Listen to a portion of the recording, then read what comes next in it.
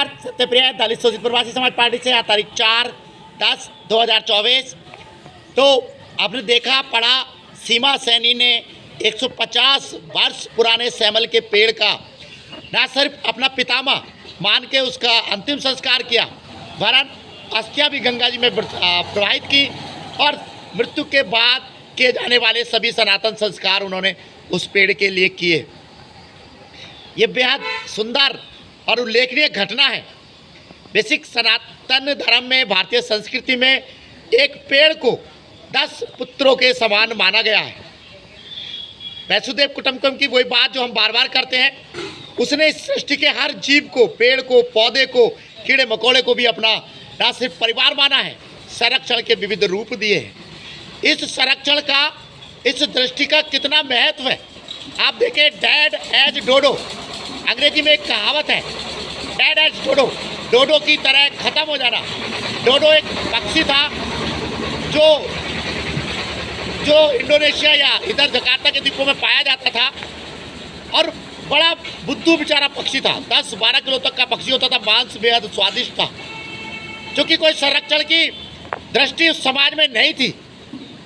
अब अभी 300 साल पहले उस पक्षी को उन लोगों ने मार के, डंडे से मार के इतना मार के खाया कि वो पक्षी ही बेचारा खत्म हो गया इस धरती से।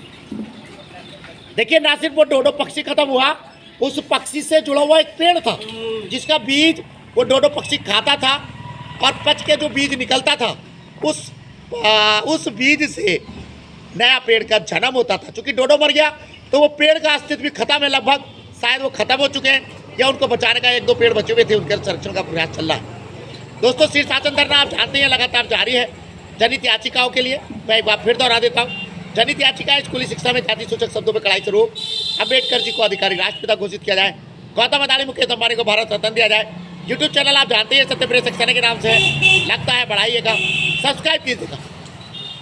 तो बात उस संरक्षण की हो रही थी जिसे भारतीय संस्कृति ने हर जीव के लिए प्रस्तुत किया है। चूहा भी भगवान का वाहन है और सांप भी। सब पक्षियों को आस्था से जोड़ा। समस्या तभी खड़ी हुई जब आस्था की जगह आपने मैनेजमेंट बना दिया। मैं एक दिन बात कर रहा था तो अखबार में पढ़ा कि अस्थि विसर्जन से गंगा जी मैली हो जाएंगी।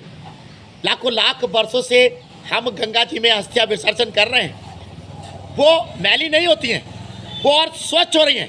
मैली उस दिन हुई जिस दिन उस आस्था पे आपने मैनेजमेंट को हावी कर दिया। आपने नदियों को, वनों को, जीव जंतुओं को अपने हवस का, अपनी अय्यासियों का साधन मान लिया, उनका मैनेजमेंट करने लगे, अपने हित में इस्तेमाल करने लगे। उसी दिन से ये चीज़ें सब विकृत होती चली गई। मैं रूबी सैनी को बधाई देता हूँ, आह्वान करता हूँ। एक बात और माननीय प्रधानमंत्री जी से कहूँगा, इस घटना को अपने मन की बात में शामिल करें, बताएं संरक्षण की इस अद्भुत घटना को जो रूबी सीमा ने की है।